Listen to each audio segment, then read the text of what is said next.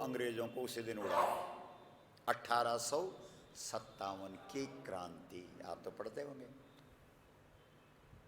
तो मंगल पांडे को तो उन्होंने फांसी पे चढ़ा दिया और जबरदस्ती दबा दिया उस आंदोलन को। लेकिन धीरे धीरे वो आंदोलन, धीरे धीरे ये बात पूरे देश में फैल गई। अंग्रेज गौ हत्यारे हैं, अंग्रेज गौ हत्यारे हैं। और 1870 से लेकर के 1894 तक हिंदू और मुसलमान दोनों ने इकट्ठा होकर के गौ रक्षा के लिए आंदोलन इस देश में चलाए। पता कर लो। गौ रक्षा सभाएं बनी और उसमें हिंदू भी थे और मुसलमान भी थे। आप पता कर लो। तब इस देश में एक लैंसडाउन, हमारे उत्तराखंड में उसके नाम से एक शहर का नाम भी है लैंसडाउन। उसने एक चिट्ठी लिखी विक्टोरिया को। वो चिट्ठी में उसने लिखा कि अब भारत में गौ हत्या नहीं की जा सकती है, क्योंकि यहां हिंदू और मुसलमान दोनों गौ रक्षा पे खड़े हो गए। तो विक्टोरिया ने उस चिट्ठी का जवाब लिखा लैंसडाउन को कि अगर भारत पे राज करना है तो भारत में गौ हत्या चलती रहनी चाहिए। कैसे चलेगी?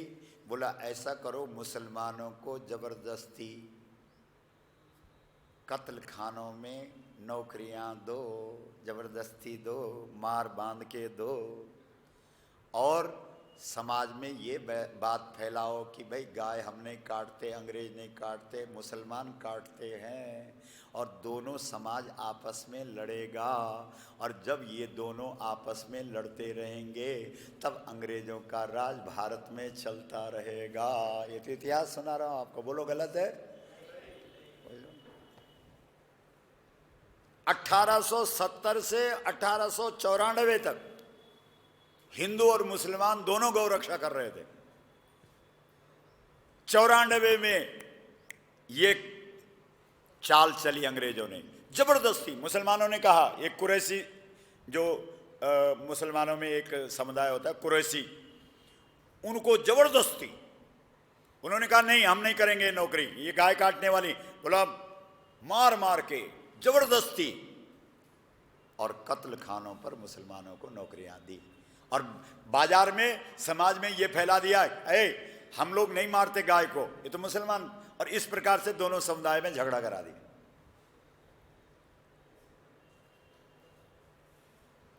1894 में हिंदू और मुस्लिम का पहला झगड़ा हुआ और अंग्रेजों ने कराया। धीरे धीरे अंग्रेजों के विरोध में पूरा देश हो गया। अंग्रेजों भारत छोड़ो ये आंदोलन शुरू हो गया और इसका नेतृत्व तो गांधी ने किया। बोलो किया कि नहीं? और गांधी के भाषण निकाला करो, आप लोग सब पढ़े लिखे, आजकल तो सारी व्यवस्था हो गई है आरटीआई के माध्यम से। गांधी जी अपने भाषणों में कहा करते थे, मेरे लिए स्वराज्य से अधिक गौ रक्षा का महत्व है। मैं उस दिन भारत को आजाद समझूंगा जिस दिन भारत में गौ की रक्षा होगी, गौ का सम्मान होगा। आप डालो। पंडित जवाहरलाल नेहरू ने लाहौर के अंदर आजादी से पहले भाषण दिया कि यदि भारत आजाद हो गया और मैं किसी विशेष पद पर बैठ गया तो मैं सबसे पहला काम भारत के अंदर गौ हत्या बंद कराऊंगा। डॉक्टर राजेंद्र बाबू जो इस देश के पहले राष्ट्रपति बने, उन्होंने भाषण दिया आजादी से पहले, अगर भारत आजाद हुआ और मेरे को कोई दायित्व मिला तो सबसे पहले मैं भारत से गौ हत्या का कलंक मिटाऊंगा। और संयोग ऐसा बना कि ये दोनों, एक राष्ट्रपति बने और एक प्रधानमंत्री बने, लेकिन कुछ नहीं किया। बोलो गौ माता की। तो कहीं इसका मतलब ये तो नहीं है कि कितना अच्छा भी गौ भक्त हो, जब वो सत्ता पर बैठे तब वो गाय को भूल जाता है, कहीं ये अर्थ तो नहीं? बोलो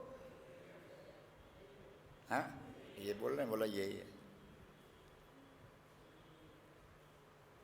आप लोग अभी गाय की चर्चा सुन रहे हैं ना, कल के दिन आप में से कोई प्रधानमंत्री बन जाए, मान लो, अच्छी कल्पना करने में कोई पाप तो नहीं है, क्यों सांसद जी? और हम आपके पास आए वहाँ, पहले तो आप टाइम ही नहीं देंगे मिलने का, क्योंकि प्रधानमंत्री को ऐसे मिला जाता है क्या? फिर भी कहीं से हम जोड़ तोड़ करके आपसे मिल ही लें और कहें कि साहब, उरई में हम जब गौ प्रतिष्ठा यात्रा में थे तो आप हमारे सामने बैठे हुए थे और हम आपको गाय की चर्चा सुना रहे थे और आप वहाँ मुंडी हिला रहे थे। आज आप बैठ गए हैं, कुछ कर दीजिए, तब क्या कहेंगे आप? बोलो। अरे जो लोग बैठे हैं वो नहीं रहे क्या गौरक्षा आंदोलनों में? आचार्य जी बोलिए, सब कुछ हमसे क्यों बुलवा रहे हो? बोलो। 66 में 1966 में जो आंदोलन हुआ, गौरक्षा का सबसे बड़ा आंदोलन हुआ कि नहीं? लाखों लोग थे जिसमें गोलियां चली, उसमें जो सबसे आगे युवा चल रहा था, वो युवा इस देश का एक दिन प्रधानमंत्री बन गया। ये कल्पना की बातें नहीं सुना रहे हम आपको, वास्तविक। तो लोग गए उनके पास कि भाई साहब ये फोटो देखो, जब 66 में आंदोलन चल रहा था तो सबसे आगे डंडा आपके, झंडा और डंडा आपके पास था, और बहुत अच्छा हो गया आप उस पद पर बैठ गए जहां से कुछ हो सकता है। तो उन्होंने कहा भैया मेरे हाथ तो बंधे हुए हैं। बोलो गौ माता की मां। अरे साहब, इन राजाओं की बात छोड़ो, ये तो आज के राजा हैं। राम जी ने पूरे वनवास में किसकी रक्षा के लिए कसमें खाई, संकल्प किया, हाथ उठा करके भुज उठाई पनकीन, मैं दोनों भुजाओं को उठा करके प्रण करता हूं कि इस धरती से राक्षसों का नाश कर दूंगा।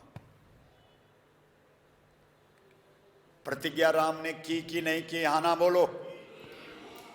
और आपको पता है हमारे यहां राक्षस किसको बोलते हैं? आपको नहीं पता? हमारे यहां रावण को राक्षस बोला जाता है कि नहीं? बोलो, हाथ हिला के बोलो। बोला जाता है।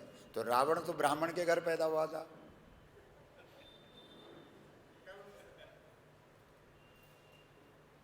क्या बात कर रहे हैं आप? क्या सोचते हैं कि वो कर्म ब्राह्मण के नहीं करता था? ये देखो, ये आपका नाम क्या है? विक्रम सिंह जी बोल रहे हैं कर्म से। इसका मतलब रावण ने ब्राह्मण जैसे कोई कर्म नहीं किए, यही तो बोलना हुआ। आप सुनिए विक्रम सिंह जी, बोलो। सब कुछ था, अभी बताते हैं। आप सारी बात, आपकी बात हम रख रहे हैं, सुनिए।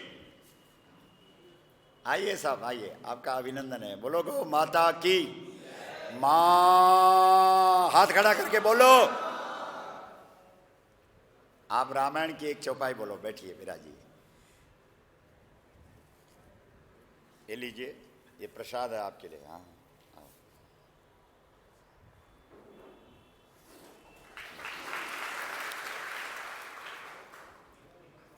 उत्तम बोलो, उत्तम। ये फूल मालाएं दीजिए। जो हमारे विशिष्ट जन हैं उनको बुलाइए आगे। पूर्व सांसद जी आइए, आइए ना। आप ही तो काम करेंगे हमारा अब, क्योंकि अब वहां जाकर के आप ये फलाने को आरक्षण दो, ये करो, वो करो, वो तो आप करते ही हैं। अब आपने संसद में जाकर के बोलना है गौ माता को राष्ट्र माता घोषित करो। घोषित, जोर से बोलो। गौ माता को राष्ट्र माता, गौ माता को राष्ट्र माता।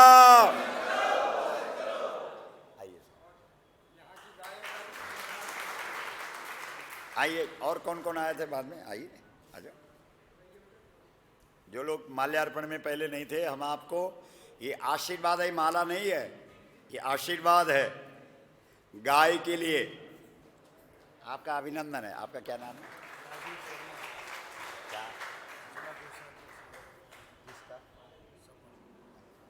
आपका साहब क्या शुभ नाम है? मिश्रा जी हैं। कानपुर गौशाला, और वहाँ पे कुछ लोग वहाँ तो एक बार कथा करी थी हमने। वहाँ गौ माता की जमीनें लूटने में लगे हैं डीएम साहब के आदेश पर। अच्छा अच्छा, इसकी रक्षा करिए गुरु जी। बोलो गौ माता की।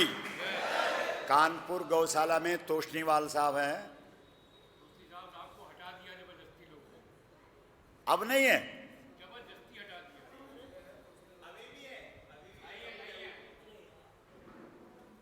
और आपने फूलबाग जो कानपुर में एक जगह है वहां पर करवाई थी कथा, गौ कथा। एक बार तालियां तो बजाओ तोषनीवाल साहब को। बोलो गौ माता की।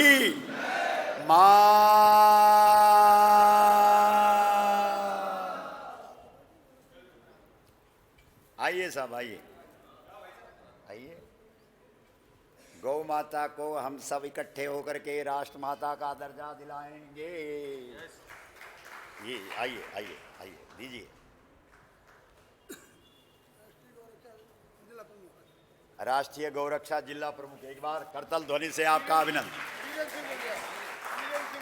अच्छा, वीरेंद्र सिंह, वीरेंद्र सिंह जी, वीरेंद्र सिंह जी, दीजिए दीजिए। आइए आइए। वाह, बोलो गौ माता की। माँ, जरा जोर से बोलो माँ। माँ, ठीक है साहब, ठीक है साहब, बैठिए बैठिए बैठिए। आपका बहुत बहुत स्वागत है। आप जैसे लोगों से तो चर्चा का विषय चले गए, क्यों साहब? हम बातचीत कर रहे हैं, कथा वथा नहीं सुना रहे हैं। बहुत ध्यान से सुनो। सत्ता से सावधान, क्षमा करना। राम जी ने पूरे जीवन भर किसकी रक्षा के लिए काम किया? बोलो, बोल भाई। सीता, बोलो सीता। सीता कहां से निकली है? धरती जब जब प्रकट होती है किस रूप में प्रकट होती है? गाय के रूप में। इसका मतलब है रामायण की सीता गाय है। बोलो रामायण की सीता। दो बार बोलो, गाय है, गाय है। रामायण की सीता, रामायण की सीता। आप क्यों नहीं आए साहब? ये अपने शर्मा जी के बगल में, आप भी आओ ना इधर। आपको भी तो हमारा साथ देना है। उमा शंकर साहब आइए।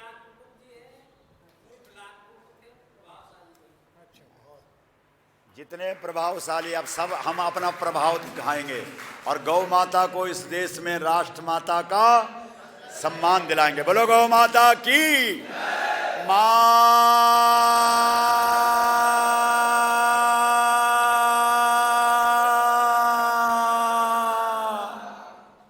बहुत पावरफुल शब्द है ये। यहां कई बालक जो विज्ञान की शिक्षा लेते होंगे, आपके पास अगर कोई यंत्र है, मशीन है, तो आप लाओ, हम सारे मंत्र बोलेंगे। ओम नमो भगवते वासुदेवाय, नमो अरिहंताणम सिद्धाणम,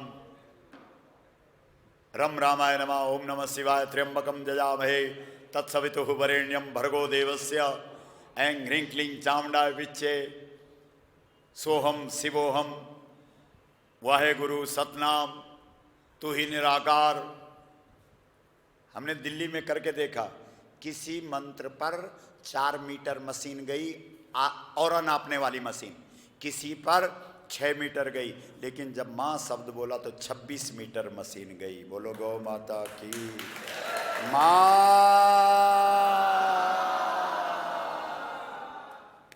हम तो इस भावना से आए थे कि उरई और जालौन को सब मां मैं कर देंगे। क्या कर देंगे?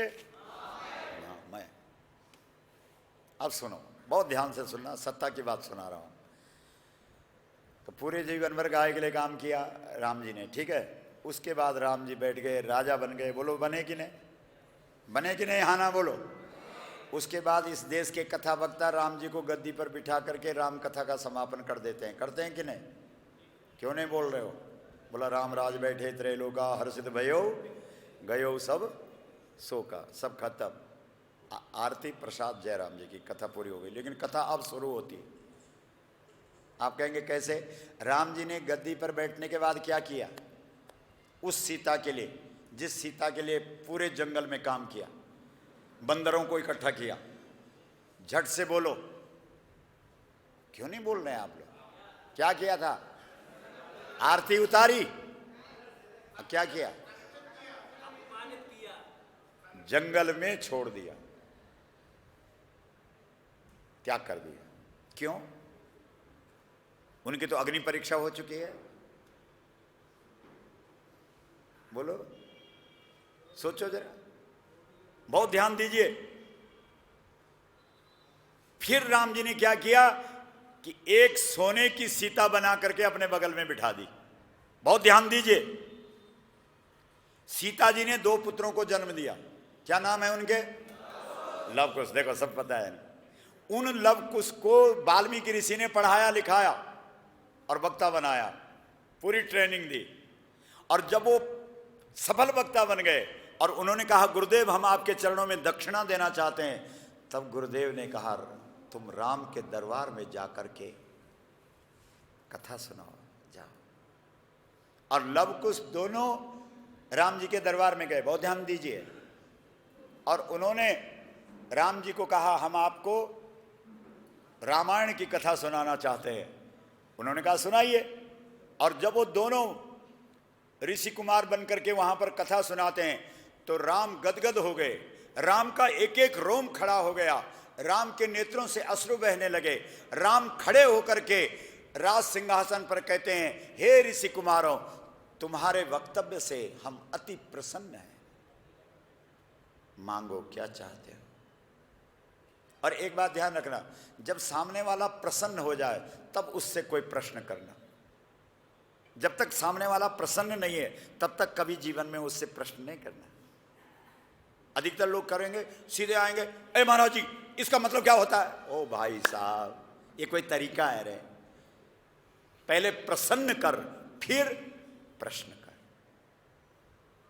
और ये गीता बोलती, हम नहीं बोलते। गीता में श्री कृष्ण कहते हैं तद विधि, बोलो, प्रणिपातेन परिप्रश्नेन सेवया। सेवा से पहले प्रसन्न करो, बाद में प्रश्न करो। तरीका है, बोलो। तो जब राम ने प्रसन्न होकर के कहा हे ऋषि कुमारों बोलो तुम्हें क्या चाहिए, तब दोनों ऋषि कुमारों ने कहा राम जी हमारा आपसे एक प्रश्न है। राम जी ने कहा कहिए। हे राम, असली सीता को जंगल में छोड़े आते हो और सीता की प्रतिमा को बगल में सम्मान दिलाते हो। हमारा प्रश्न है कि ये न्याय है या अन्याय है। जो प्रश्न लवकुश ने राम से किया था वही प्रश्न ये व्यासपीठ गंगोत्री से लेकर के आई है। इस देश के लोगों से सवाल करती है कि गाय क्या है? बोलो मां। गाय क्या है? हाथ खड़ा करके बोलो गाय क्या है? गाय क्या है? मंदिर में क्या है? प्रतिमा। मंदिर में क्या है? मंदिर में क्या है? गाय क्या है? प्रतिमा की पूजा करते हो और मां गंदी गलियों में कूड़ा कचरा खाने के लिए विवश है। ये न्याय है कि अन्याय है? बस बोलो। हमारे ये जो पूरे देश में 676 जिलों में ये गौ प्रतिष्ठा यात्रा जाएगी, बहुत बड़ा आंदोलन है ये देश के अंदर। इसको हल्के से मत लेना और ऐसा मत सोचना महाराज केवल बोलता ही बोलता है। 337 गौधाम देश में इस मंच के माध्यम से खुले जो चल रहे हैं अभी। 4.5 लाख लोगों के घरों में इस मंच ने गौए बंधवाई। इसलिए ऐसा मत बोलना महाराज भाषण ही देता होगा, गाय के बारे में कुछ पता नहीं। और उसके बाद गायों के साथ रहने पर गौ माता ने ये आदेश दिया कि दो काम करना पड़ेगा देश में, एक जन जागरण करना पड़ेगा और एक जन आंदोलन करना पड़ेगा। तो यहाँ पे तो जन जागरण हो रहा है और ये जन आंदोलन की तैयारी चल रही है। 23 फरवरी 2014 को दिल्ली के रामलीला मैदान में 1 लाख लोग एकत्रित हुए। आप में से कोई आया था 23 फरवरी 2014 को दिल्ली? हाँ आइए साहब, आप आगे आए, इनसे पूछ लो। 23 फरवरी 2000, लाइए साहब वो माला लाओ एक। क्या नाम है आपका? पुरुषोत्तम दास जी 23 फरवरी 2014 को दिल्ली के रामलीला मैदान में उपस्थित थे। इनसे पूछो क्या स्थिति थी। आइए साहब, पुरुषोत्तम दास जी का बहुत भाई, एक बार तालियां बजाओ। बहुत हमने सरकार, सुनिए बहुत ध्यान से, हमने सरकार के सामने 23 फरवरी 2014 को, एक सरकार जा रही थी, दूसरी सरकार आने का आयास लग रहा था ये 14 की बात है। हमने सरकार के सामने 5 मांगें रखी। हमने कहा भाई हमारे बुजुर्गों ने, हमारे पुरखों ने, हमारी रीति रिवाजों ने, हमारी परंपराओं ने, हमारे वेदों ने, हमारी रामायण ने, हमारे महाभारत ने, हमारे महाभागवत ने, हमने कभी गाय को पशु नहीं बोला। इसलिए भारत सरकार अविलंब गाय को राष्ट्रमाता का सम्मान दे। बोलो मांग गलत थी कि सही? हाथ हिला के बोलो, बोलो गौ माता की मां। इसी मांग के साथ हमारी उप मांग है कि गाय पशु नहीं है, इसलिए गाय को पशु मंत्रालय के अधीन नहीं रखना चाहिए, गाय का मंत्रालय अलग होना चाहिए। बोलो सही है कि नहीं?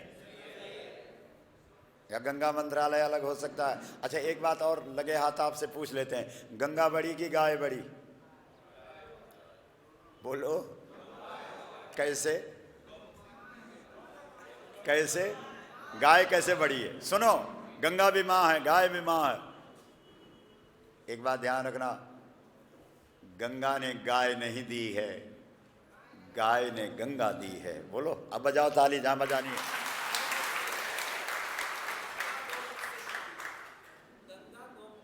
हाँ, देखो सांसद साहब बहुत, देखो कहां दिमाग दौड़ाया।